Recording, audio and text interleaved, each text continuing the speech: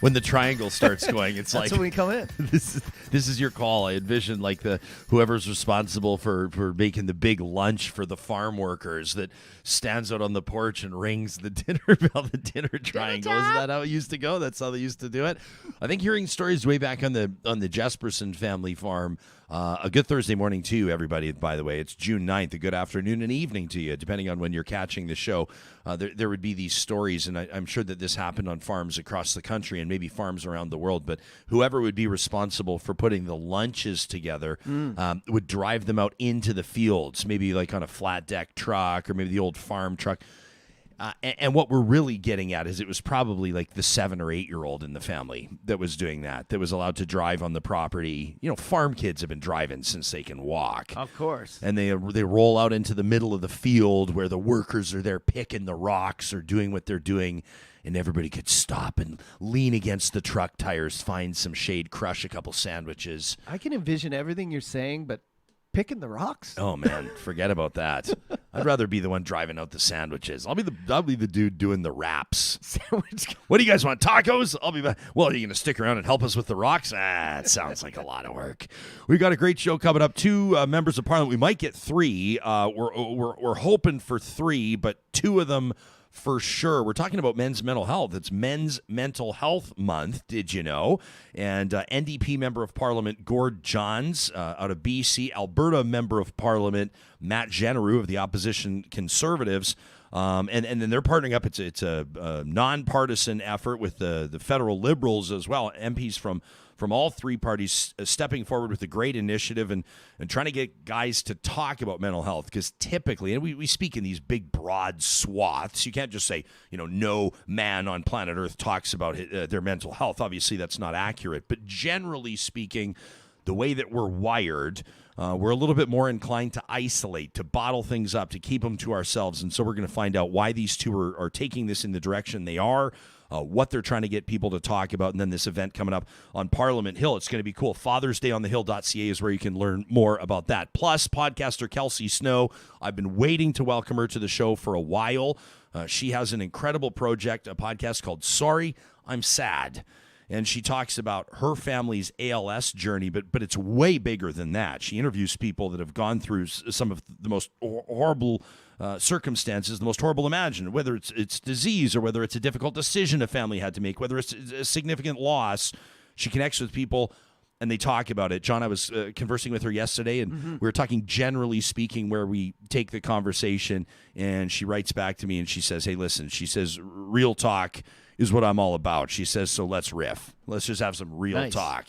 And so I'm looking forward to that conversation. This show happens because of amazing sponsors like the team at We tell you about them all the time. I never tell you to go buy Bitcoin. I'm never going to give you any financial advice. And if you ever perceive that I'm giving you financial advice, just assume that should be thrown into the trash, because I'm not a financial advisor. But I am curious and I'm intrigued by cryptocurrency, and in particular with Bitcoin. So what I do advise you to do is, if you have questions about it, I encourage you to check out bitcoinwell.com. You can find on there, right on the main page, if you scroll down, some great resources like your Bitcoin Bulletin. You can subscribe to a newsletter. And if you want to ask questions to a real live human, I suggest you ask for Benny when you check out the Bitcoin Well logo, the link on the sponsors page on our website, ryanjesperson.com. Real Talk starts right now. Here's Ryan Jesperson.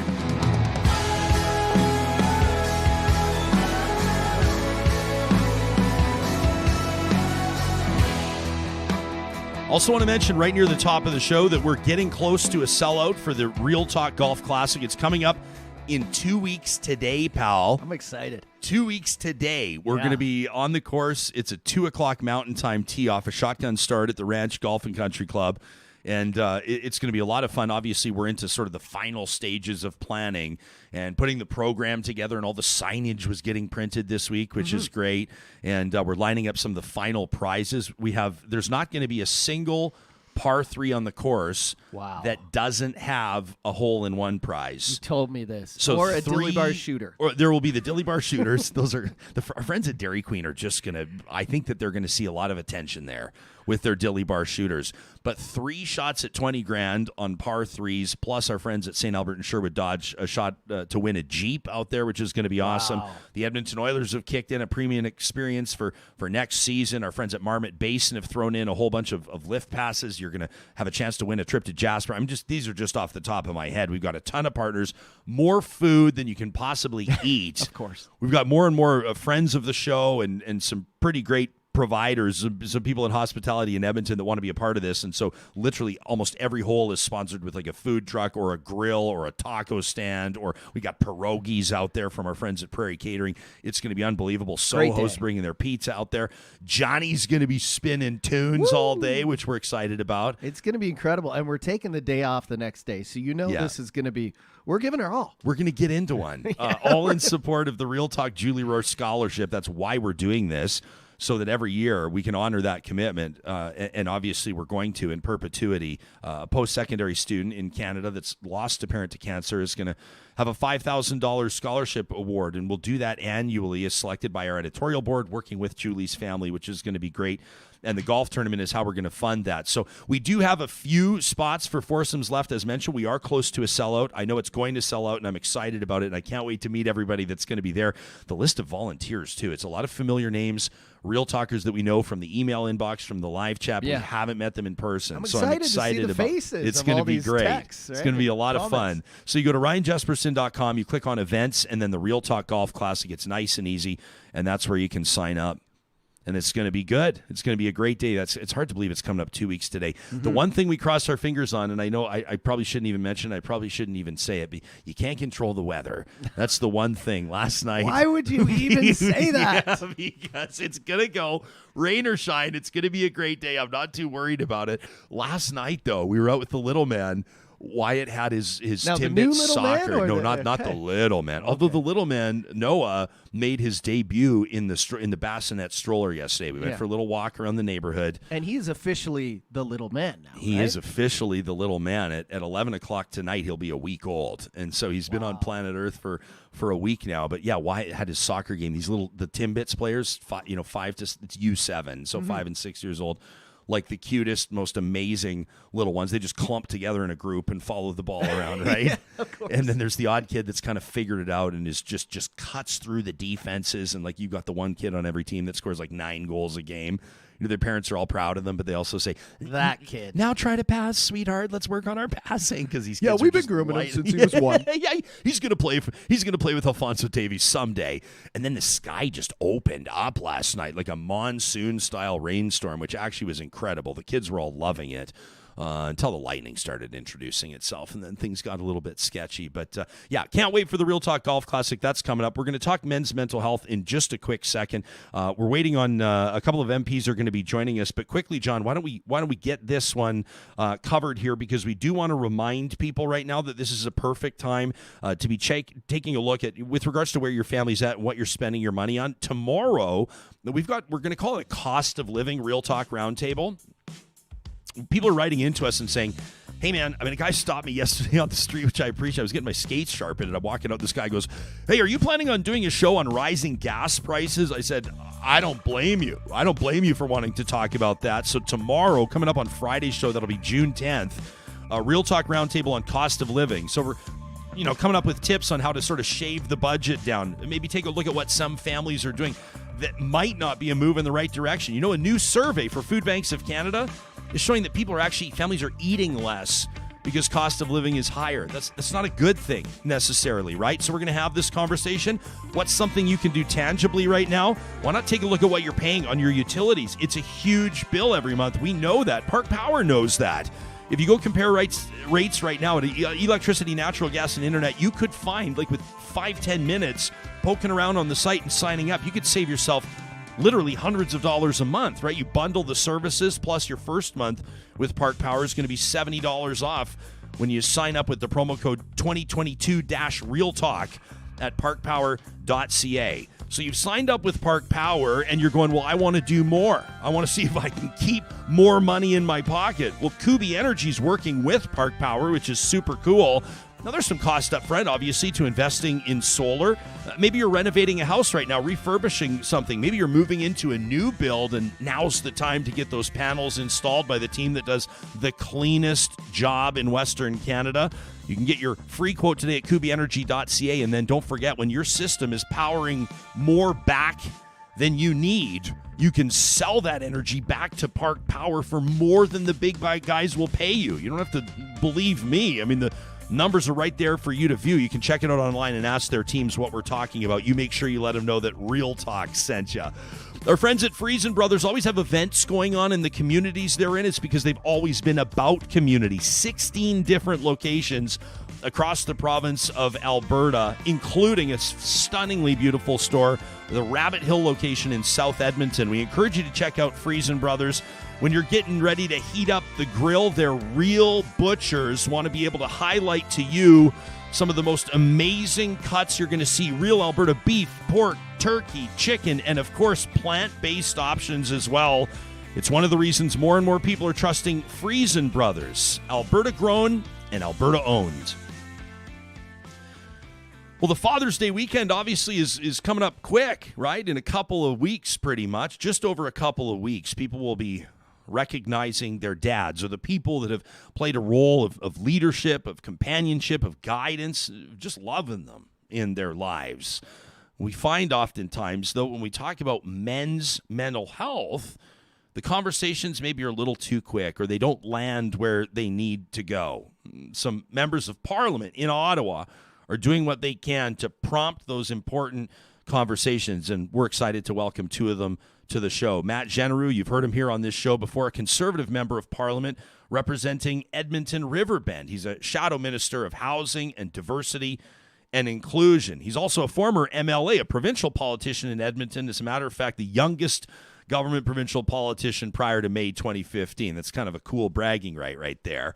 Gord Johns is the Member of Parliament, NDP MP for Courtenay Alberni. Born and raised on beautiful Vancouver Island, he's lived in his riding for more than 25 years, raising his family out there. Currently the NDP critic for mental health and harm reduction, procurement, and the public service. Also the deputy critic for fisheries and oceans and the Canadian Coast Guard. These two have their plates full. I want to thank both of you for making the time to join us this morning. It's Men's Mental Health Month. We could take this conversation in a million different directions.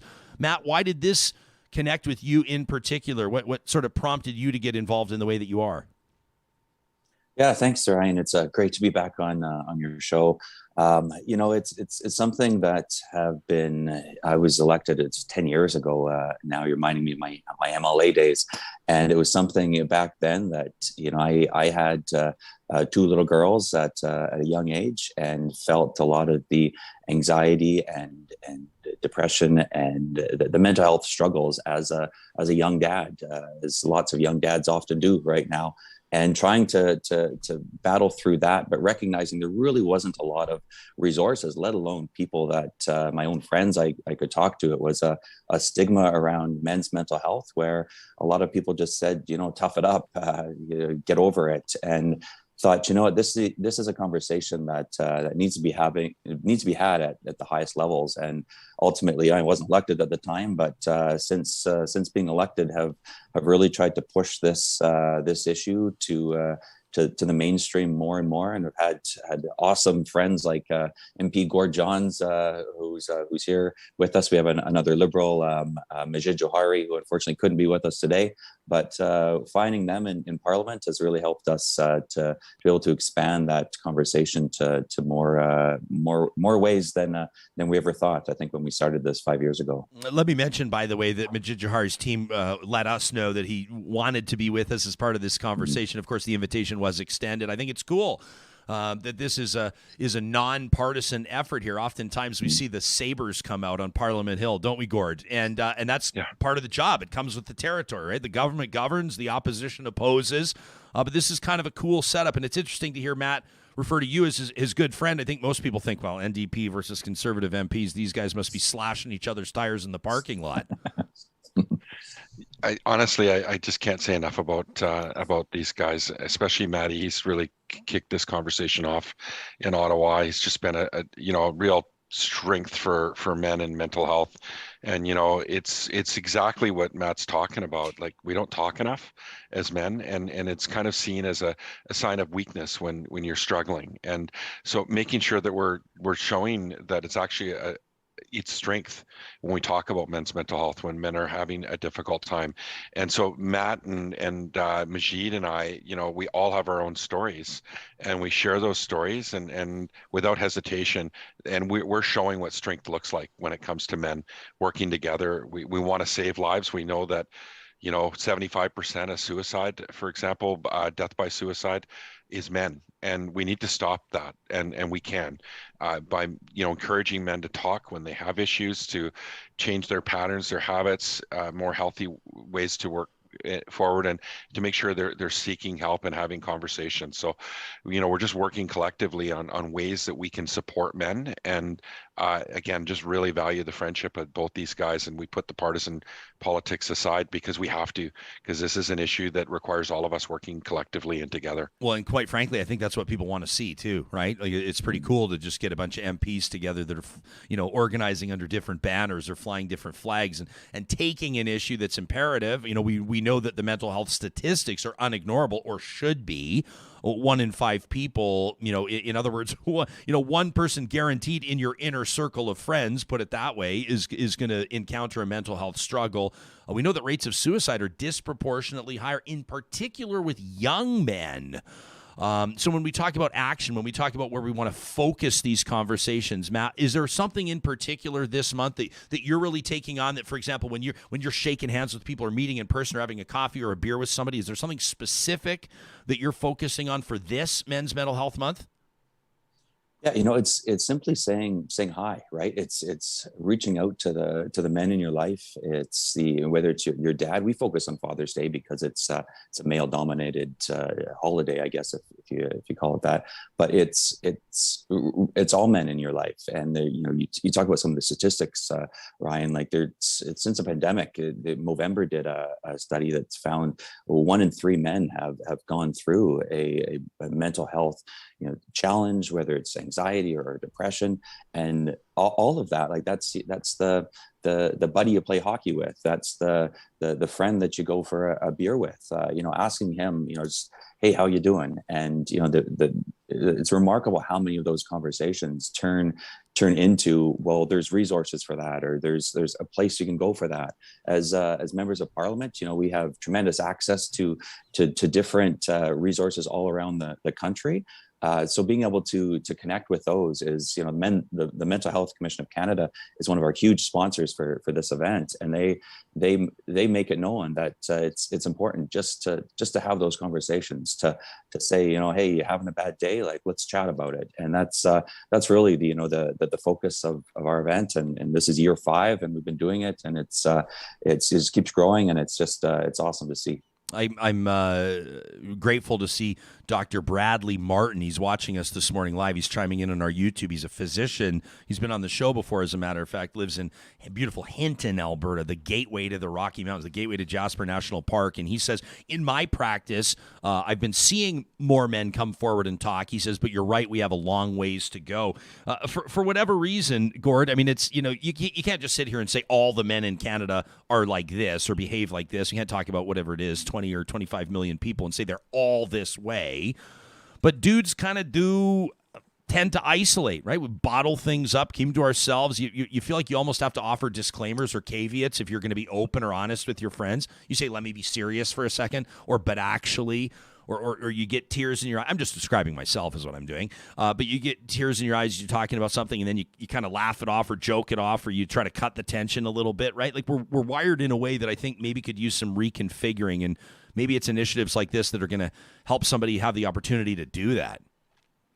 Yeah, I think it starts with ourselves. Like, I mean, opening up to one of your friends always gives them a chance to be able to open themselves up to you. You're showing your vulnerability, and that it's okay to have these conversations. And I lost a really beautiful young man in our life, our family's life, a year ago, and so it's really close to home. And just encouraging people to have conversations, to get help.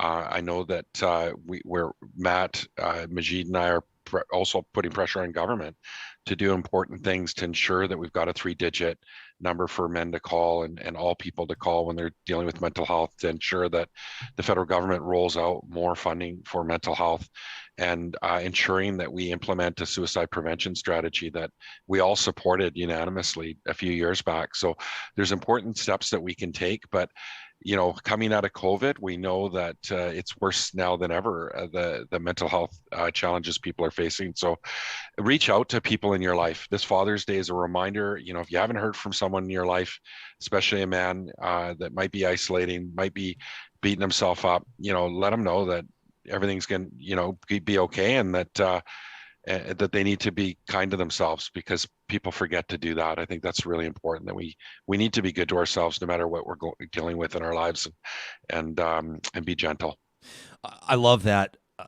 We've had people that watch this show know I'll just talk about it. We've had a kind of a really tough couple of months on the show, tough few months, and involved members of our team, people we care about, and there have been mental health impacts. And one of the best pieces of advice that I've heard from people that care, that are invested, so you got to be gentle with yourself. And that was something I had to kind of wrap my mind around to understand what that means. That might mean different things to different people, but it's powerful. When you said that, it kind of resonated with me, because I've heard it recently, Gord. We keep showing this for people that are watching on YouTube. You'll be seeing the website fathersdayonthehill.ca. I want to mention it for our podcast subscribers. You can learn more about the event and what Matt Jeneroux and Gord Johns and Majid Johari are working on in partnership with the Mental Health Commission of Canada. The statistic, Matt, right across the main page, right when you land at fathersdayonthehill.ca, is very encouraging. 82%, let's call it 4 out of 5, of all Canadian men consider mental health a priority, which is a real positive. 4 out of 5, right? It's not something where we're sounding the alarm and having to remind people it needs to be a priority. Maybe we just need to better understand or explain how we can prioritize it. Yeah, and I feel like it's becoming more and more of a priority as years go on. It certainly, you look at my dad's age generation, my grandparents' generation. This wasn't something that you talked about at all. So now being able to use the platform as elected officials, but we have a great event where we have Brian Balmer. He's a HGTV star who's going to come and also speak about his own mental health journey. Those sorts of conversations weren't happening.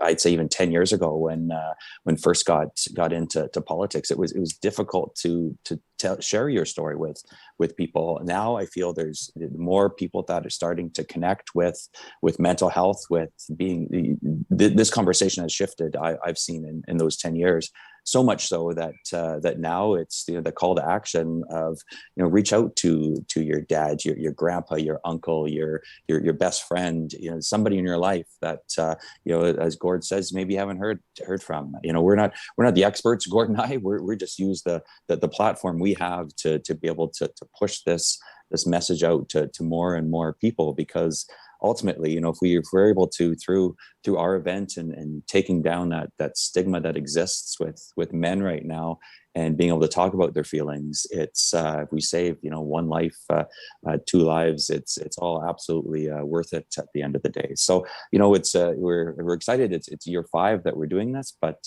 it's been just an awesome journey to see the growth of not just the event, but the conversation across the country. You mentioned Brian Baumler, and he's one of the very few Real Talk guests, as a matter of fact, that have joined us in studio. There's a handful.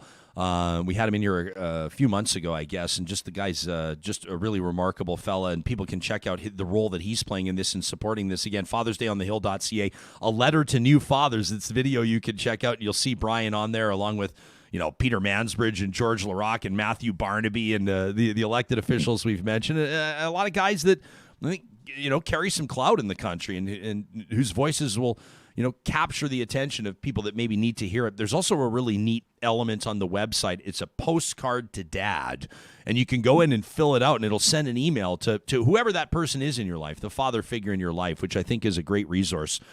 Before we go, Gord, I want to ask you, and I'll give both of you a chance to wrap I don't want to leave something on the table. I don't want to miss an important point, but when we talk about the politics of it, Gord has mentioned you're the NDP's critic for mental health and harm reduction, and you briefly touched on suicide prevention strategies. On the political side, for the watchers in the audience here that pay attention to what happens in bills and how they pass and what gets through the Senate and all that kind of stuff, what's something happening, either behind the scenes or otherwise? What's work that's being done on the political side? Maybe I'll get both of you to touch on this. Gord, you first. That you think might qualify as something that could be effective.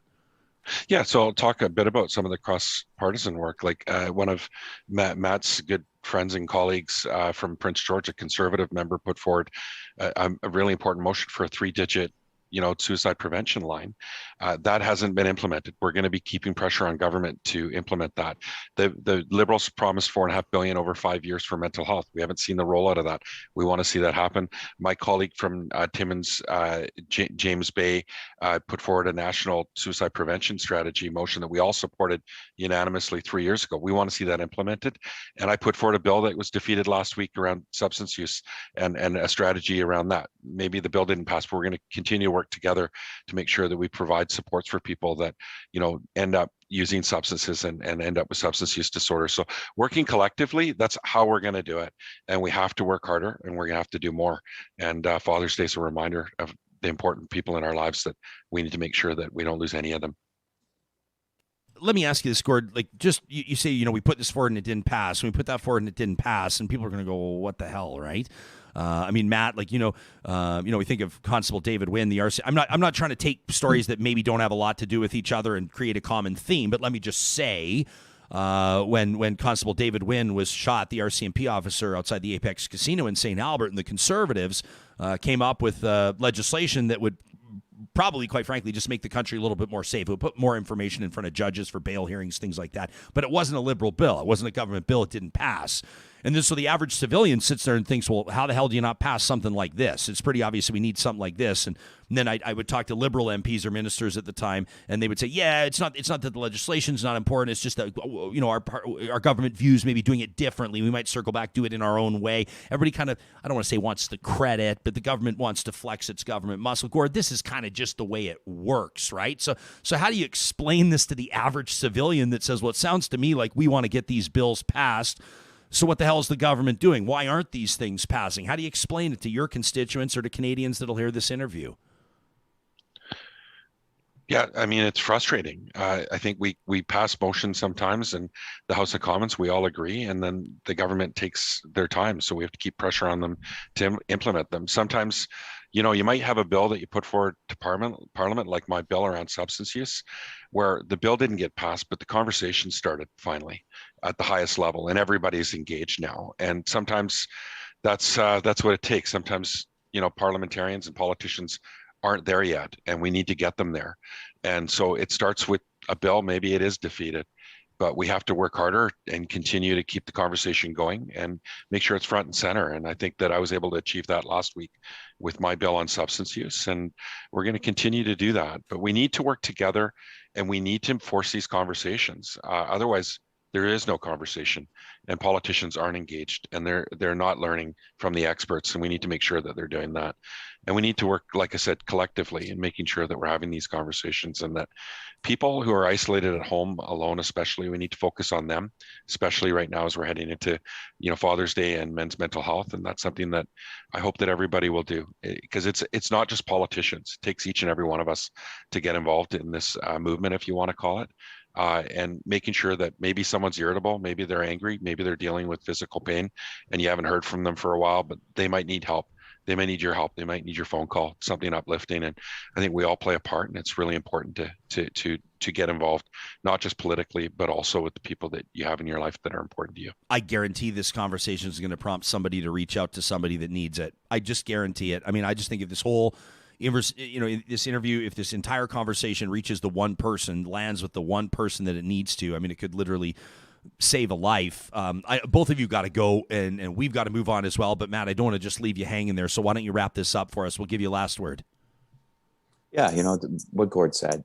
He's a good buddy, and we've been able to do this together. I've learned in 10 years of politics, when trying to pass legislation, you could go it alone, and it's an uphill battle, or you can get other parties involved, other MPs who have like-minded views. And men's mental health is just that thing. It's something that Gord, Majid, and I all resonate with. We become friends. I don't know if we knew each other that well throughout it, but now suddenly we become good friends in Parliament, and high five every chance we get, because it is that important. And be able to break down the political barriers that exist in Parliament, and be able to really focus on an issue like this in a time when men need it most is something that I pride, and I'll forever be buddies with these guys because of that. And hopefully we're able to save, if it's one, two, however many lives, it'll make a difference in the world.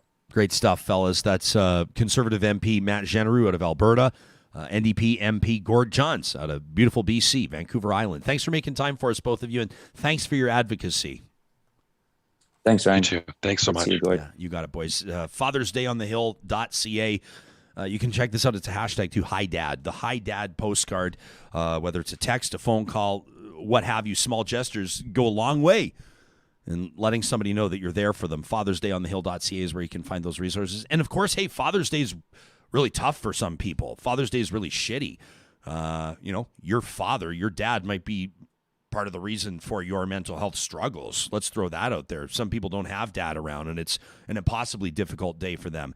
Father's Day might be really tough for somebody that could use somebody else reaching out. They could use, so however this lands with you, however this becomes relevant to you, we encourage you to act on it and maybe tell us about it. You can send us an email anytime to talk@ryanjesperson.com. I love this from Chad. There's been so much good conversation happening on our live chat, and I've been trying to keep an eye on it and still be present with what the two MPs are saying. But, Chad says there's no crying in baseball.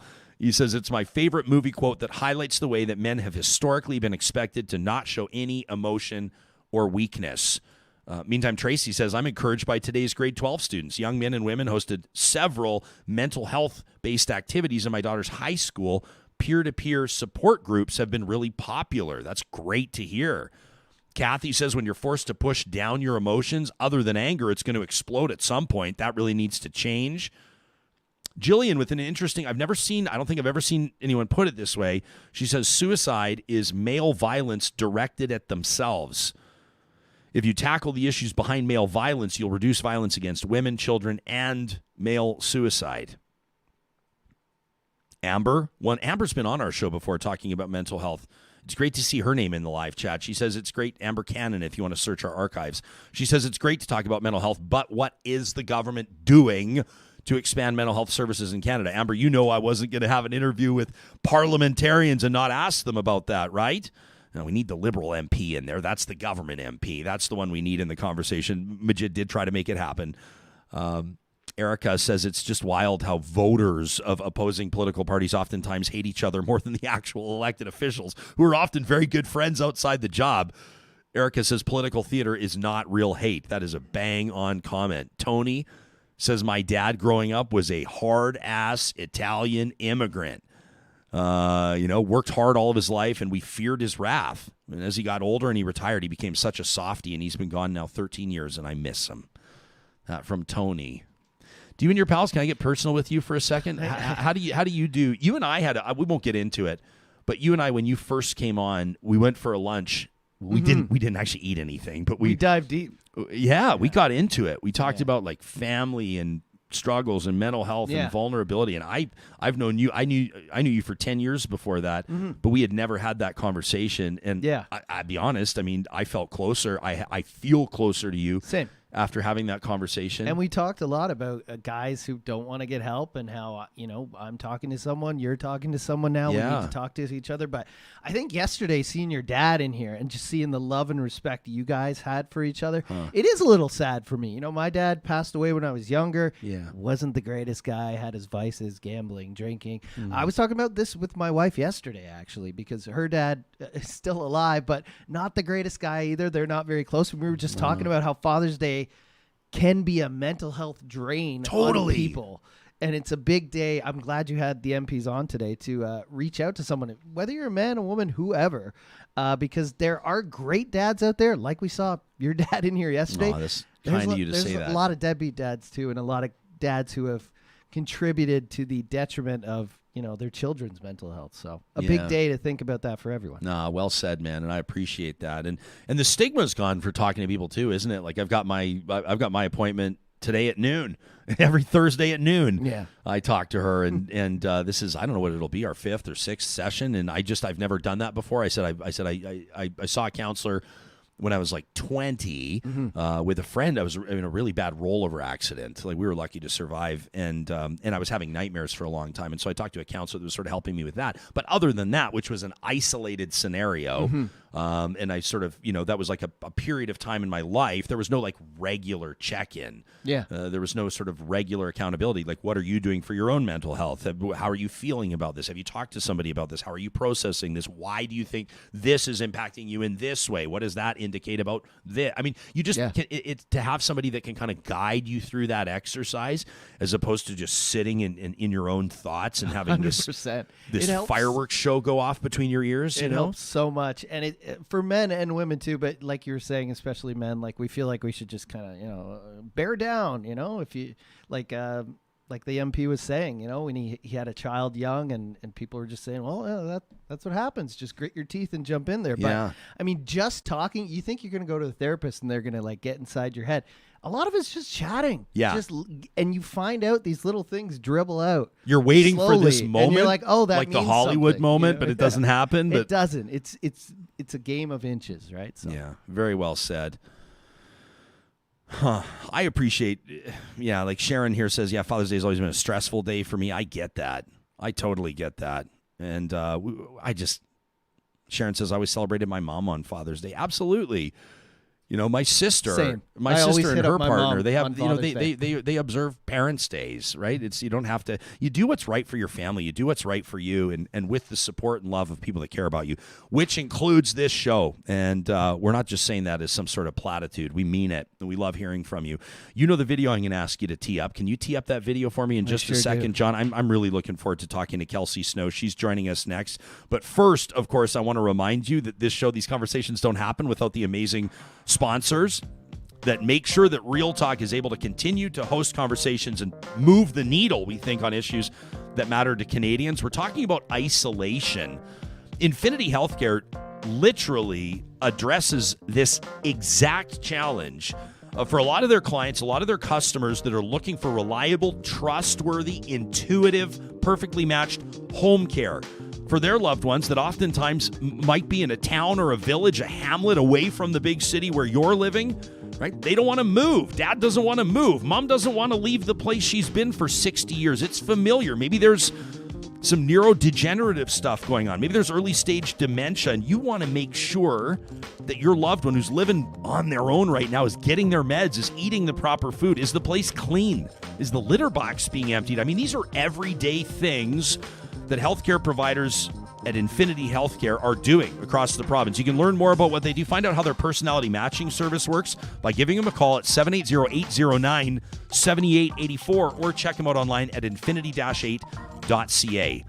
Eden Landscaping, I've been telling you about Mike and the team. They've been bringing outdoor spaces to life for more than 20 years, and over those 2 decades or so, trends have changed. People expect more now. When you build your dream home or you're getting the family out into that new neighborhood, and you look at what comes included in the landscaping, just the boring sod, that one sad little tree. Why not bring it to life with the guidance, the creative sort of juices that fuel the team at Eden Landscaping? You can find out about their services, contact them, get a quote at landscapeedmonton.ca. And if your June or even your July involves a trip out of town, if you're going to be flying out of Edmonton's International Airport, we recommend you leave your car at Jet Set Parking. The promo code REALTALK at jetsetparking.com allows you to book your airport parking for $7 a day. That's obscene. Less than $50 for a week.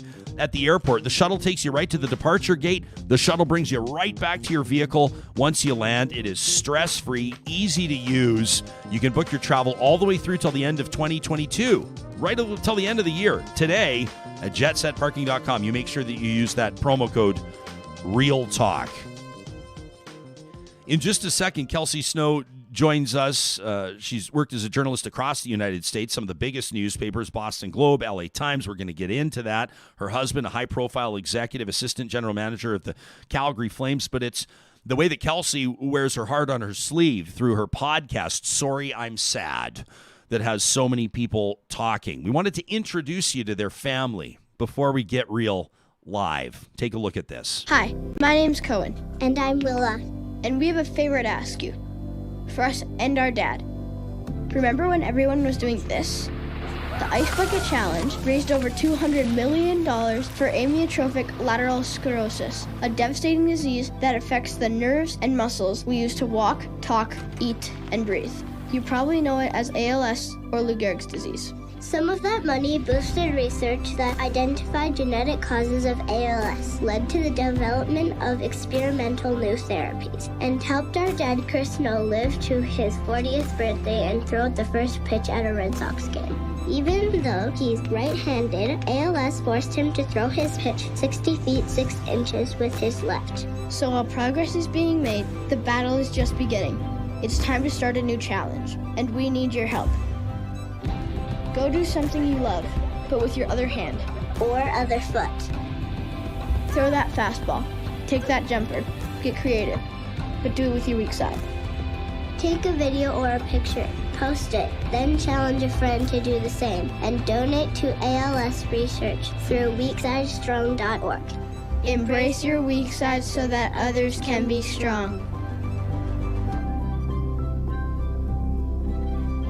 Couple of pretty incredible young people there, and I know that our next guest is immensely proud of them. When her husband was diagnosed with ALS and given 6 to 12 months to live, Kelsie Snow avoided other people's sad stories as a rule, but as time wore on, she's actually found herself seeking out those sad stories. She's a former sports reporter, as mentioned, for the St. Paul Pioneer Press, the Boston Globe, the LA Times, and she's now the force behind the Sorry, I'm Sad podcast. Kelsie Snow, welcome to Real Talk.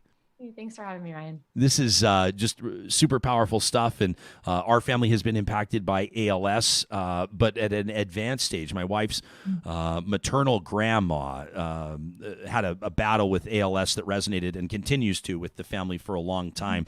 Your family's story, somewhat remarkable and heartbreaking in its own way because your husband is so young, Chris, so young. When did you first know that ALS was going to impact your family? What was the very first moment where Chris and you started to wonder if that might be it? Yeah, I mean, pretty early on, he had some issues with his 2 of his fingers on his right hand. And, you know, you mentioned ALS in your family. It sounds like it was sporadic, right? Which means there's no family history. In our family and Chris's family, that's different. It's genetic. Only 10 to 15% of ALS is genetic. But that's what we're dealing with in our family. Not even a year before Chris started to have that weakness in his fingers, his dad died of ALS. He's also lost 2 uncles and a 28-year-old cousin to the disease. So we knew what we were looking for. And that meant that Chris was diagnosed pretty quickly. ALS is a process of elimination diagnosis. On average, it takes a year or more to be diagnosed, but Chris was diagnosed in just a few months. When the diagnosis, when there's that moment, and you talk about it in your podcast, you talk about it's really powerful. I mean, you're incredible with your words, and you talk about this white room, and you're like, there's nothing on the walls, right? And it was, you don't even remember the lab tech's name that sort of had provided some information to you. There was just, I would imagine there's just this moment where you feel like you've been hit by a truck a little bit.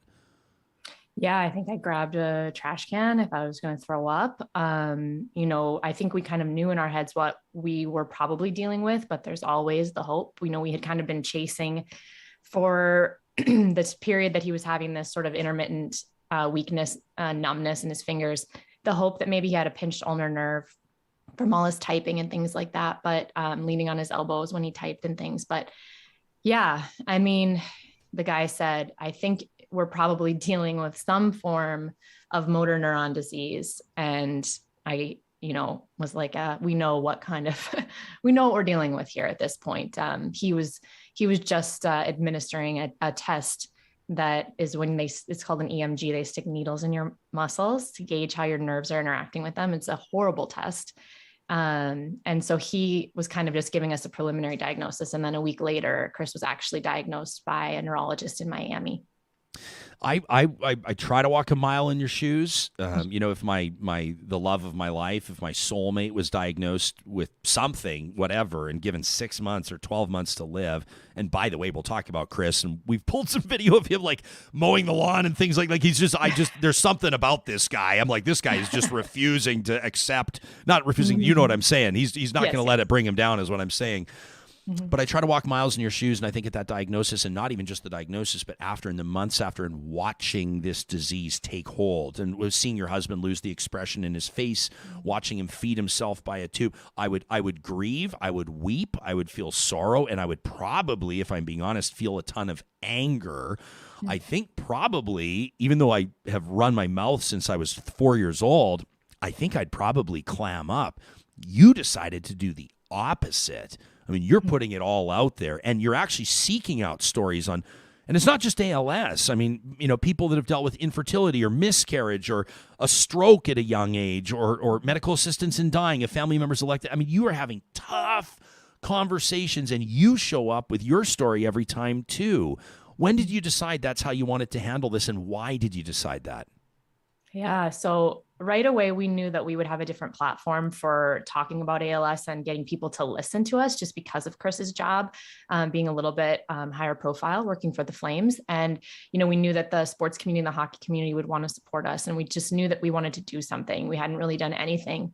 As far as advocacy goes, when we had lost his dad, his uncles, and his cousin. And this was our chance to show people that this disease impacts, not just old men, it impacts young families, it impacts women, it impacts everybody. And the ripple effect is huge.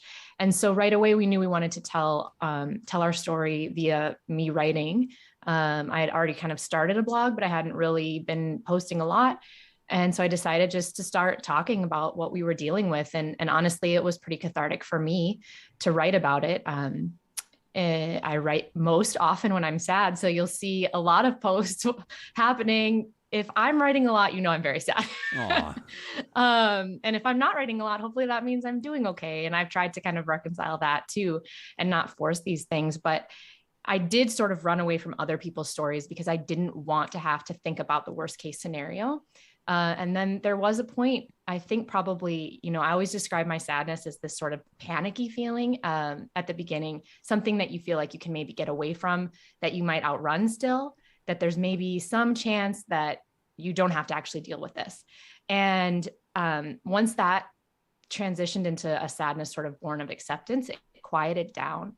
And at that point, I really wanted to understand how other people dealt with unimaginable things that you think, you hear somebody else's story and you think, I can't imagine. Well, I needed to imagine. And so when I started to have those conversations, I started to get a lot of responses to my blog posts from people saying, this is my sad story. And when, your words are sort of, I had somebody write to me and say they printed off a blog post and took it to their therapist. Like, this is how I feel. I just haven't been able to say it yet. And so I thought we need more spaces to talk about these things. I'm certainly not the only person to have a podcast that is like this, but I do think when you can come from a place where you understand sort of this feeling of being in that white room with, nothing on the walls and feeling like you're going to throw up, like your world has just, the bottom has dropped out. You can have these conversations in a different way. You connect with people who have gone through hard things in a different way. And so I decided to start the podcast with the idea that I would share our story in hopes that other people would be willing to join me and share their stories. And a lot of people say to me, like, don't you get pulled under? Like, isn't it too sad? And Chris jokes too. Chris is like, I don't really like to listen to Kelsie's podcast. Like, sorry, I don't want to be sad. He always says. And I find it the opposite. Like, if I can sit in those things, I find it hopeful. I find it, I find it buoys me to know that people have gone through really hard things and they have found a way to still see joy and beauty in the world. So I come out of those conversations, even if they're hard, I come out of them feeling better. It's remarkable. Yeah, I wanted to ask you about the emotional lifting, like the sort of the heavy lifting that you do in hosting this. And we're taking a look through, and I wanted to listen to several episodes in their entirety before I talked to you. And I was even looking at the schedule of when you post, and it's interesting to hear you say that you write or you create more when you're sad, because you do post. People can check it out, sorryimsad.com. And let me encourage people to subscribe to your podcast wherever they get their podcast, to rate it, to review it, to share it, to make sure that it gets out and as many people see it and hear it as possible. But you post on a relatively regular basis, like sometimes once a week, sometimes a couple of times a week. I would imagine that there is a toll that must take. Right? I mean, you could ask the same thing. Maybe it's a strange comparison, but I think of people that work like in palliative care, or people that work as funeral directors, or people that work like whatever, where every single day they're helping other people navigate something big. Mm-hmm. Yeah, I do the podcast unless like Chris ends up in the hospital in Toronto and I have to go there or whatever. I try really hard to do every other week on the podcast during ALS Awareness Month in the US, which was in May. It's June in Canada. I did an episode every week because I did one with one of my very good friends whose husband also has ALS. And then I did one with a former NFL player, Steve Gleason. So I sort of did my regular episodes, and then I did some ALS episodes as well. It's really important for me to talk about what this disease looks like in all different parts of life. And so I tried to take advantage of that. But yeah, it can be a lot of work, I guess. It's the preparation. I think that's the hardest, because I do all the preparation myself. I do all the podcasts myself. I do the recording, the editing. I find the guests. I prepare the conversation flow. I don't like to really call it an interview because I just want to talk to people. And that part is hard to kind of like, you really have to immerse yourself in what this person went through. Actually having the conversation. I always, I feel a lot of, there's a lot of weight behind asking somebody to share with you this hardest part of their life. And I feel a great amount of responsibility to handle that, carefully. And so, I think there's an element of anxiety in getting ready for the interviews, just because I want to make sure that people feel, feel like they were respected and feel like their grief was, handled carefully. And that it was honored, right? Yes. I can think of, I'm thinking of, I'll say Sherry Arsenault has become a friend of mine. I don't know if the name will resonate with people, but, her son was with his best pals, driving sober, doing everything according to the law. They were doing absolutely nothing wrong. They were rear-ended. Can you wrap your mind around, Kelsie, you're a mom, 18 years old. They're rear-ended by a truck traveling at 200 kilometers an hour, blew up the car. The boys were all killed instantly, and Sherry has been advocating ever since for tougher drunk driving laws, legislation in Canada, and it has defined her life's work moving forward, and it is the most tragic but also the most honorable type scenario. Sherry's one example. I could have picked 1,000 over the course of a body of interviews, same as you. As a journalist, but every time, and I know she won't mind me saying this, every time I prepare to talk to her, I take a second to just try to go to a space where I remember that if I was doing an interview talking about my son dying a horrific death in a scenario that would demolish any parent, you approach those conversations very differently. Right? When you're in the question asking business, sometimes you just rat-a-tat-tat, who, what, when, where, why. And you have to, this is so different, isn't it? Yeah, it really is. And I think that that's one of the reasons why I try to give as much time. I do not do live podcasting like you. It's very brave of you, but we record and I try to be, there's a lot of conversation right now in the journalism world about trauma-informed interviewing and what that looks like. And I think it's a really important thing to say. I always tell people before I talk to them, is there anything you don't want me to talk about today? And if they say, no, it's fine. I always say, okay, if at any point I ask you a question and you don't want to answer it, it's just feeling like it's bringing up too many things. Just say, this is not something I want to do. We can move on. I can, edit it out. If after the fact you feel like you said something that you didn't like how it felt when you said it, or it's giving you anxiety, please tell me. I'll edit that out. I'm not here for gotcha journalism. I'm here to say, like, please share your hard thing with me, and I promise to honor it. And if that means that we cut things later, then we cut things later. You know, if it means you're not actually ready to have this conversation and we need to reschedule it, okay. Like, I hope this is a service to the people who are coming on the podcast as much as it is for the people who are listening. People who have gone through loss, people who have lost their people want to talk about their people. I know that from doing this podcast, and I want to give people the opportunity to do that, to share, you know, what this person was like outside of the loss, what the love was like, what the relationship was like. And so I just try to be really mindful of that. Yeah. And it's a lot of empathy. It's a lot of putting yourself in that situation, taking your time, and being curious without being callous. Yeah. Well, and you're meeting them kind of where you are too, which gives you like a real special credibility and creates a circumstance where I know most people are going to feel pretty safe and supported talking to you. I don't know your husband well. I know what sort of like frontward facing. Obviously, he's a prominent executive in the highest hockey league in the world as assistant general manager for the Calgary Flames. I want to let people know that Chris he's not with us today, not because he's not healthy enough or not because it's because the Flames are preparing for free agency and he's still working his ass off, which is amazing. Yeah. But you and your family have committed, I guess, in a way to sharing some pretty powerful stuff that I think is like devastating and almost in a funny way, like amusing at the same time. I burst out laughing out loud when I saw, we want to show this video of your husband feeding himself through a feeding tube. I mean, check this out. His comment at the end of it. Maybe you can describe for people listening on the podcast what they're seeing right here, what Chris is doing right here, Kelsie. Yeah. So swallowing requires muscles, and Chris's swallowing muscles have atrophied. So a year and a half ago, he got a feeding tube, and he also doesn't have the use of his right hand. So he's feeding himself via his feeding tube with a syringe with food that I made for him, with one hand. And he's just like rolling his eyes. They're watching the Blue Jays game, and he's watching that, talking to my son. Delicious. Listen to this. Amazing. Tastes like nothing. Tastes like nothing, he says. I said delicious, and he said tastes like nothing. Yeah, and like at the same time, here's a young man who like, you know, is like career-wise, family-wise, like hitting home runs, feeding himself through a tube. And like there's a tragedy to that, and at the same time he's joking around. You guys are all laughing. It's amazing. And here he is just out mowing the lawn, no big deal. Like, what makes this guy tick? Is it you probably?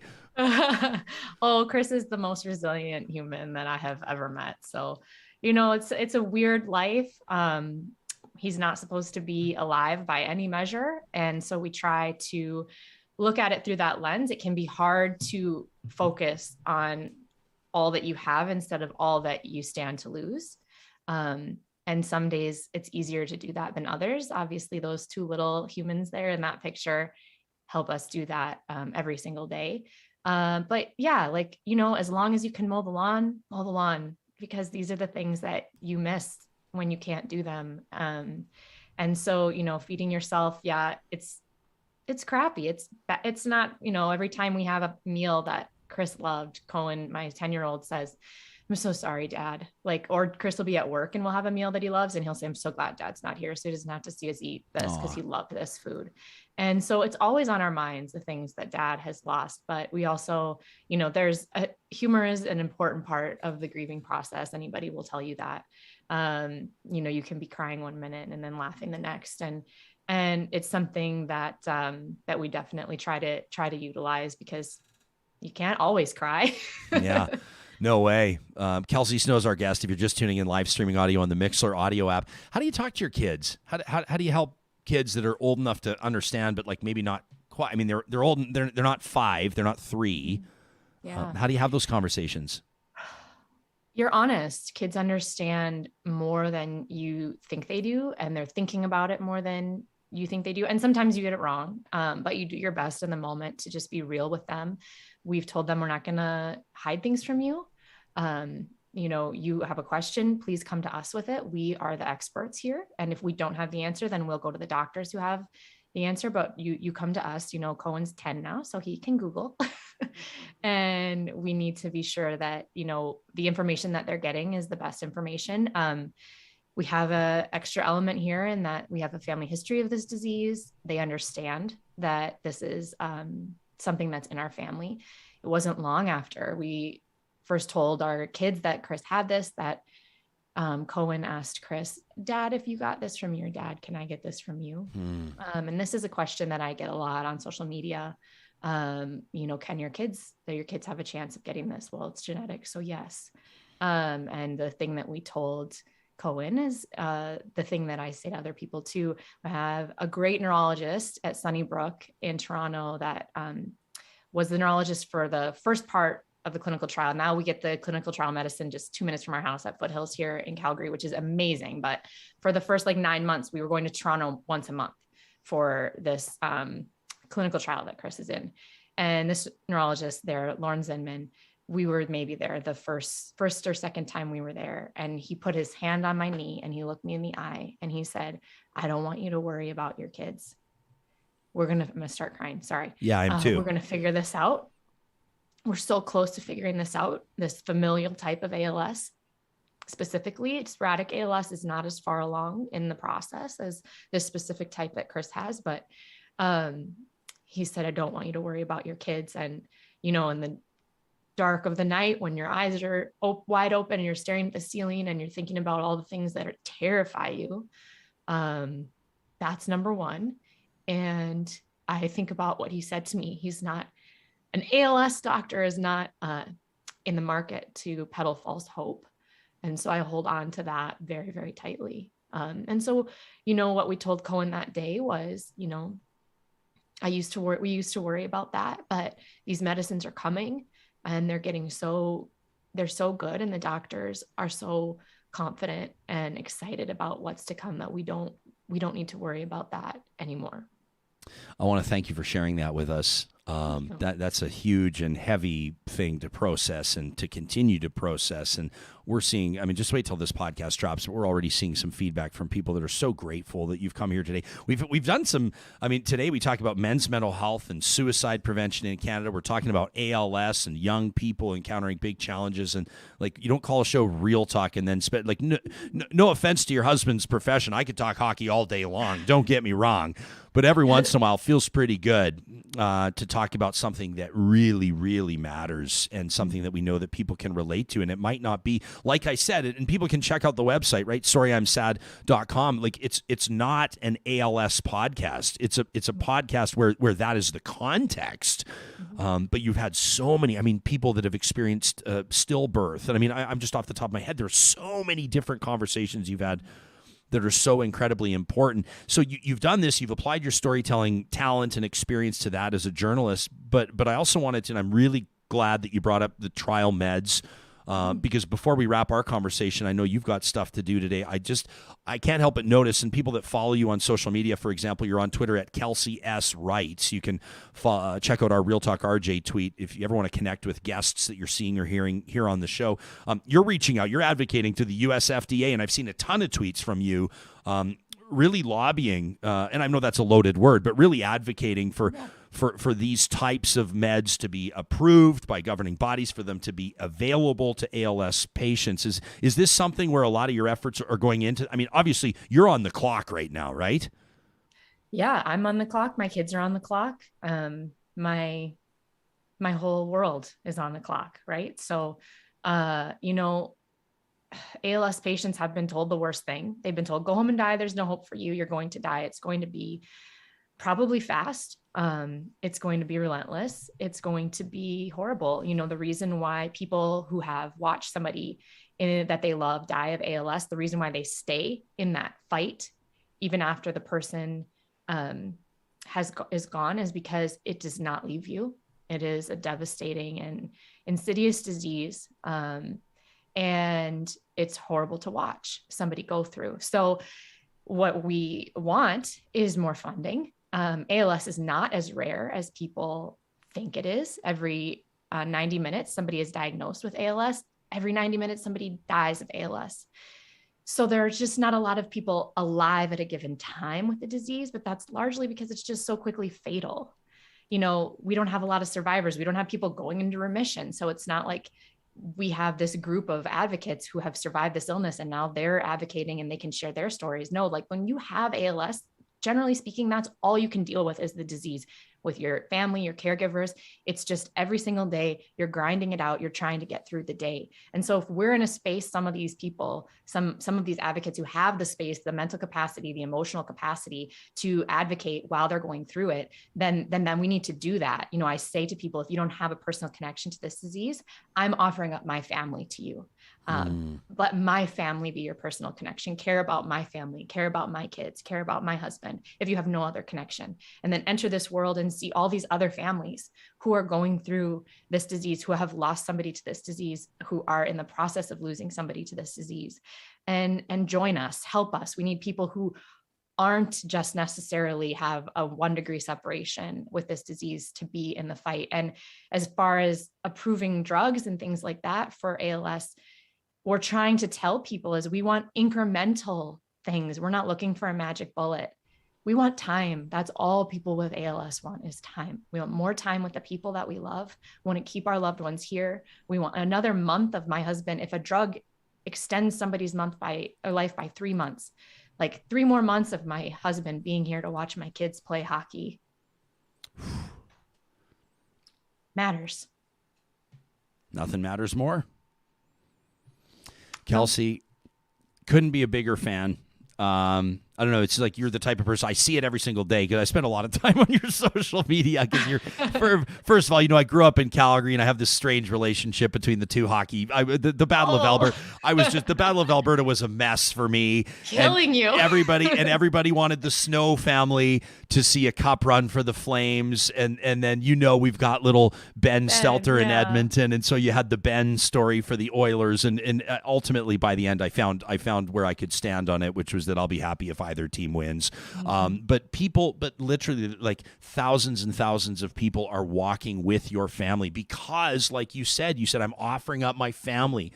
Like, you're providing context, you're providing the inroad, you're providing kind of, I guess, this opportunity for people to be able to join you on a journey that's like, how do you even find the words? Yet you do with this Sorry I'm Sad podcast. I'm so grateful that you made time to talk to us about it today. I know it's going to resonate with people. I have confidence it's going to reach the people that need to be reached with it. Who knows? Maybe a future guest on your podcast will reach out because they heard you here. I don't know.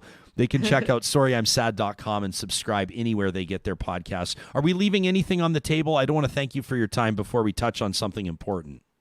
Well, I would just like to say you opened with that great commercial or video that we put out. So we have this challenge going on right now. June is ALS Awareness Month.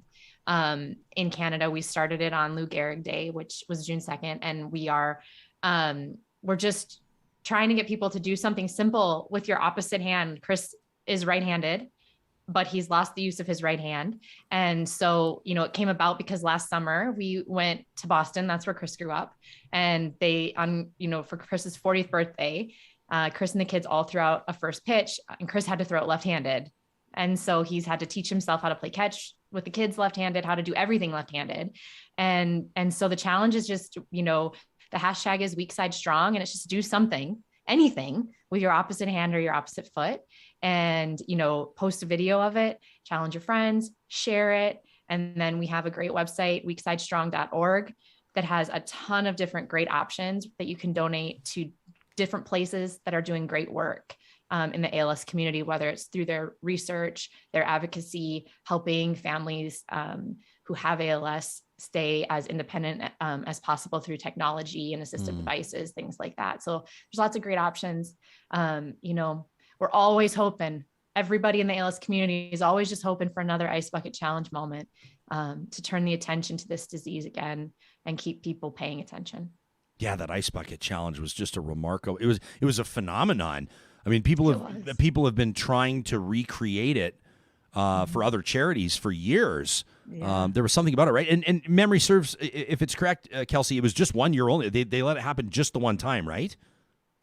Or yeah, did they try to recreate it again and it didn't kind of, it's hard. The best thing about the Ice Bucket Challenge is that it was totally organic. Yeah. Like, it wasn't a plan. It was like, oh, let's do this. It was two ALS patients actually from Boston, Pete Frades and Pat Quinn, and they they started it, and it raised over $200 million for research and for ALS funding. And it just raised this whole awareness of like what even ALS is. And I think people now can say those letters and they're like, oh yeah, ALS, Ice Bucket Challenge. But now the goal is like, no, we're still here. We still haven't figured this thing out. And let me tell you what those 3 letters actually mean in our lives. Yeah. I'm trying to find a picture really quick. I'm like, as we're talking, I'm trying to find a picture on my Facebook. I won't be able to find it, but it's me back in the day doing the Ice Bucket Challenge on a TV set. So impromptu and so unplanned that we didn't remove any of the sort of like technical devices from the room. And I remember the our engineers on set were more than gracious in explaining to me how that would have been helpful had I maybe removed the oh, here it is. Check this photo out, Kelsie. You have to see. Here it is. This was the 20th of August 2014.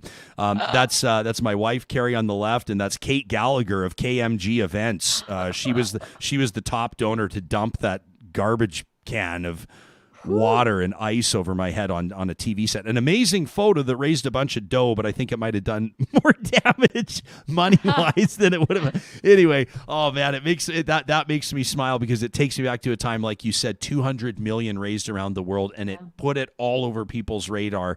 Yeah. Hard to believe almost 10 years ago, but here you are keeping that conversation going. Really remarkable stuff. Thank you for having me. I really appreciate the chance to share to any audience that will listen. Well, I was telling people that in your and my correspondence ahead of time, you basically just reached out to me. You said, I love real talk. You're not talking about the show. You're talking about the concept. You say, I love real talk. It's truly my favorite thing. So let's riff. And I thought that's the best commitment that any guest can bring to the table is just to keep it real. And you do it all the time. Again, SorryI'mSad.com is where you can find Kelsie Snow's amazing podcast. And then, of course, if you want to get involved with what she's talking about as well, weeksidestrong.org, or just use the hashtag weeksidestrong. Kelsie, thanks. Give a big shout out to Chris for us and tell your kids they're loved. Thank you so much, Ryan. Thanks for having me. Yeah, you got it. As mentioned, it is ALS Awareness Month, and there's going to be a lot of people doing things that really matter to raise awareness, to raise funds, and that includes a partnership with Sea Change Brewing. We're not officially this is just us. This isn't like a paid partnership or anything like that, but Adam Rombough was just a legendary guy and just an unbelievable friend to so many people who, of course, had to say goodbye to Adam after his battle with ALS back in May of 2018, 34 years of age. But Adam used from the time of his diagnosis, and if you just check out alsab.ca, you can check out this video. It's Adam's ALS story, and you can learn a little bit more about what made him tick. He literally, John, a remarkable guy when he was diagnosed. Yeah. Adam and his friends will tell you, Chris Andrachek is a good friend of mine, who's a good friend of Adam's, and he's advocating. Like, Adam used his remaining time on planet Earth to advocate for ALS research, to allow himself to kind of be a bit of a story, to show people what the disease can do, but how important it is to fight back. A lot of the people we've been meeting downtown where our new studio is, they talk about Adam all the time. He's a legend. He's a legend to people. And so so we're proud right here. These are just out. I should bring them in focus closer to my face. This is Adam's Pale Ale. This is one for Adam today. We're going to have it here in studio. And want to just let people know that the Adam's Pale Ale is now available for a limited time. There you go. Should we cheers? Here's one to Adam. Let's, Cheers. To you, Adam. And we want to encourage people to not only track down an Adam's Pale Ale in the Sea Change tap rooms, but of course you can also contribute. You can learn a little bit more about ALS. You can sign up to volunteer, whatever it is, at alsab.ca. When you take a picture or video, today is June 9th. Today's a significant day for this movement. We want to ask you to post a photo on Instagram or Twitter. We're going to do that right after we wrap here using the hashtag #OneOnAdam. Have one on Adam. And encourage your followers. You can scan the QR code on the can. You can learn more about the campaign and donate to the ALS Society of Alberta. That's just one initiative through this month. Of course, the Snow family has their thing going on as well, weeksidestrong.org, and many different ways to get involved. Plus, we want to hear how this is impacting and affecting your family. Yeah, it hasn't affected my family, but I'll tell you right now, that interview that interview. Isn't she amazing? I texted her before she left right here and just said, that's the first interview I've cried during in my 4 months here. It's just, I think the one thing she said that affected me was, what did she say? She said, people are always telling you to be grateful for what you have. Yeah. But she's learned to, what did she say? Man, I'm just going to go back and listen to the whole interview again. It was just, something resonated me. What you could instead think of what you could still stand to lose. And I just started welling up when she said that. It's true. Sometimes people are just, it's almost if what they're saying is kind of telling you to just deal with it. And she's taking the opposite. She's just fighting, continuing. We're going to fix this. We're going to make it better. If not for my husband, for the person after. And it just started getting welled up when she was talking about that. It was incredible. You got depth there, kid. You got depth. I need this sea change after that interview. And I told my wife this morning, because my wife is a big advocate. You know, she has anxiety and all these things like everyone has been dealing with since the pandemic began. And I said, you're going to want to listen to today's show. And I guarantee she's going to be listening to that podcast. I think there's going to be some hearts that are full after today's show, and that includes mine. And I want to just let everybody know how much we appreciate you showing up for this. We're going to go through the results of our Get Real question of the week. We'll do that on tomorrow's show, John. Okay. Supriya Dwivedi is going to join us. We've got our cost of living roundtable. Plus, we're going to get into the results, what you told us, hundreds of you, about how you feel about gun control, in particular in the United States. If you're a Patreon supporter of Real Talk, we thank you so much for that. You can learn more about what's involved there, what comes with it, if you go to ryanjesperson.com and click on Connect. We send a pound of coffee to somebody chosen at random every month. You get the top line reports. They're called 15, 20 pages of fascinating insight into where this audience is at on issues that matter. If you're a Patreon supporter, you already have the top line report for that question of the week in your email inbox. We sent that out this morning before we went live. You can check that out, and we'll get to it tomorrow. But I wanted to flag and put on your radar the question of the week for this week. So you go to our website, ryanjesperson.com, you click on Connect, you go to question of the week. We're asking, over the past few weeks, people have been packing into theaters relatively large numbers compared to most points through the pandemic. We want to see where you're at, how you feel about summer movies, the movie theaters, going in person, and a few other summer activities. You can click to respond. It takes like 2 minutes or less. Again, at ryanjesperson.com under the Connect link. I saw some stat. I should have it in front of me before I cite it on the show.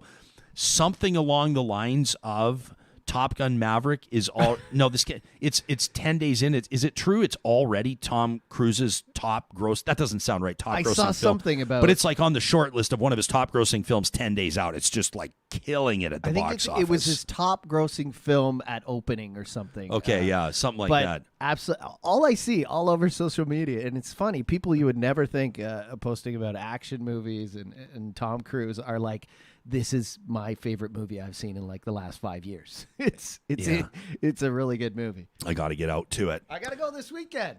Yeah. See, mine is getting a little bit more because there's a 6-day-old at home. You can't do anything. I don't even call. But Carrie's actually. I'm not going to lie. I'm not going to lie. She's a phenomenal like I. I showed up to hockey yesterday. We skate Wednesdays at 3, and I showed up at hockey, and the guys are like, "What are you doing here?" Yeah. I was like, "How did you get here?" And I was like, "I traded off. I did the work earlier, so I could be here now." You know, and then so I'm sort of thinking now, like, how do I swing Top Gun Maverick? Because I'd love to take her for a date if she'd be interested, but then I don't know. What do you do with the little man? It seems a little early to take the little man to a theater to see Top Gun Maverick. Oh, what was baby's first movie? Top Gun Maverick. We got half an hour in and he started crying. Is he a big crier? No, he's not. Is he good? No, he's like been unbelievable. Though we have this thing. Have you heard about the snoo? No. New parents will know. You zip the baby up. Well, it's like a bassinet. I didn't forecast that we'd be talking about this. I've seen them. Yeah, it's a bassinet that runs on an app, and we're just renting it because I think it costs like as much as a Lamborghini, but we're just renting it. So this saves you a walk over to the room? Well, it's like it does a thing where it's like the baby's like in the okay, do we have a second? Yes, we have a second. So you literally, Carrie's showing me how this works. So the baby's swaddled into a thing with like Velcro. It looks like a straitjacket. Yeah, that's there's what like she Velcro, showed me yeah, in the Velcro picture. straps, and then they're swaddled, and then it clips in, so they can't go anywhere. They're not going anywhere anyway, but they can't move. But then the snooze starts to like slowly rock. It has white noise, and then as the baby starts to stir, and then if that elevates into crying, it goes from like level light blue And it's like, Noah is sleeping peacefully. Now, you can't be like at the bar down the street. Typically you're in the next room or you're in the room. But then it elevates to like level orange, and it's like, Noah is stirring. And then the bassinet starts to do certain things. And then it goes all the way up to code red, which only goes for 1 minute. And the code red is like, it starts being like moving around, and the white minute starts doing all the things. He's getting antsy. And then it's like, rah, rah, rah, and then the parents have to run in and... Noah needs a diaper change. Noah is looking for some attention. But yeah, no, anyway, amazing. And a different context for Father's Day this year, obviously. Yeah. Kind of brings that full circle. We always want to hear your stories, Real Talkers. Whatever we're talking about that's resonating with you, we want to know where you're at. Got that tweet yesterday from Chad. Appreciated that. My neighbor, his kids are just loving this new Dodge Ram. I'm just like, I love it. He posts about it. He says, I thought I had 14 more years before their little guy, Reed, started asking for the keys for the truck. But no, he wants them now, which is awesome. The whole family loves that Ram 1500 that they picked up from our friends at St. Albert Dodge. Check this out. Chad goes, I thought I had 14 more years before I had boys stealing the keys to my ride.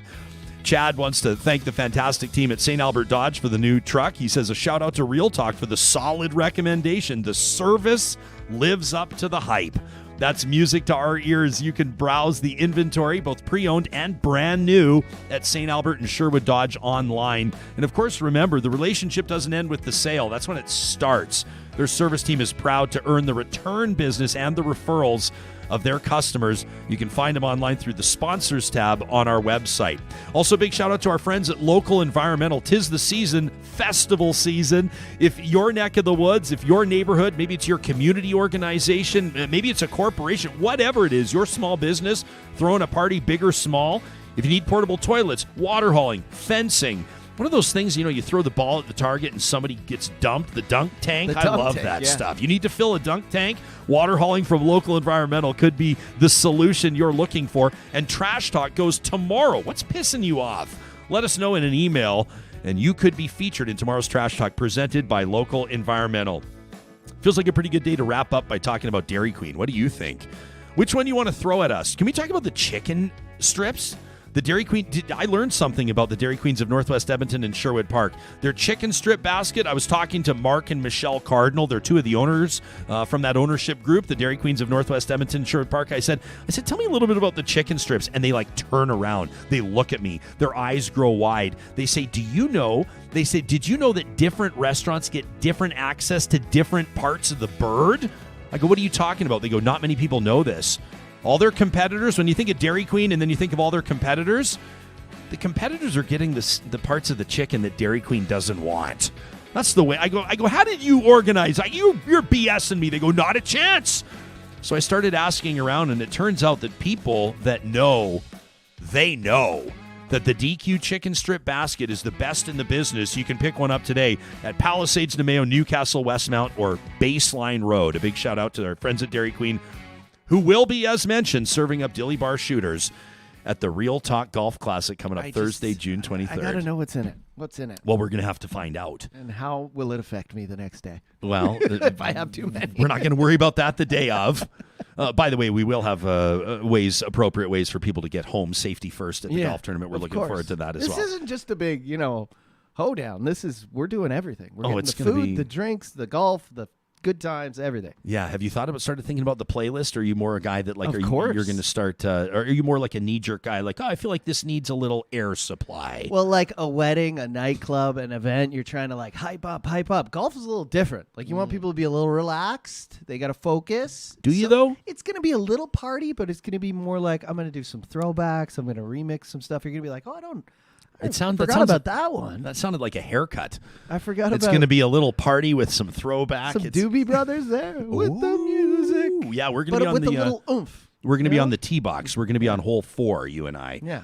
And we're going to make it worth your while when you swing by the Real Talk tee box. It's going to be great. It's going to be unbelievable stuff. So as mentioned, coming up tomorrow, we're going to wrap today. We're going overtime because we're doing what we do here, which is just hang out and keep it real.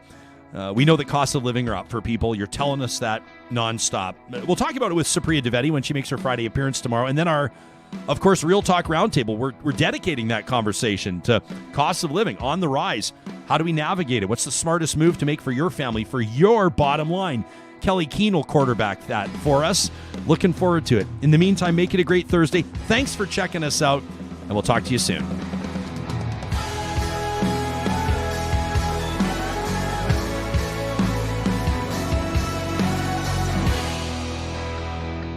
Real Talk is hosted by Ryan Jesperson. Executive producer, Josh Dunford. Technical producer, John Hicks. General manager, Katie Cook-Shivers. Account coordinator, Lawrence Derlego. Human resources, Lena Shepard. Website design, Mike Johnston. Voiceover by me, Carrie Skelton. Real Talk's editorial board is Supriya Dwivedi, Ahmed Ali, Brandy Morin, Ann Castleman, Corey Hogan, Harmon Candola, Catherine O'Neill, and Chris Henderson. Member Emerita, Julie Rohr.